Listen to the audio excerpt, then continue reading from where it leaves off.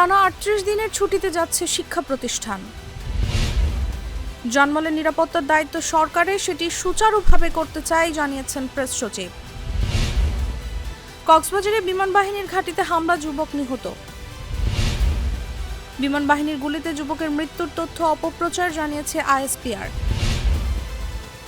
জুনের মধ্যে স্থানীয় সরকার নির্বাচন সম্ভব নয় জানিয়েছেন সিইসি।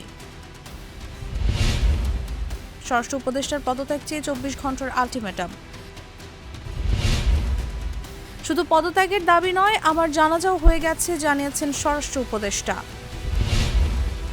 রমজানে সরকারি অফিস ৯টা থেকে ৩:৩০। এটিএম আজহারের রিভিউ মঙ্গলবারের কার্যতালিকায়।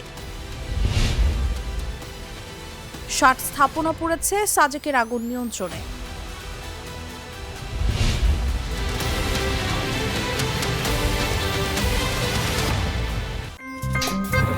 আমার একটা স্মার্ট সিদ্ধান্তে 25% গ্যাসের খরচ কমেছে। ভাবছেন কিভাবে?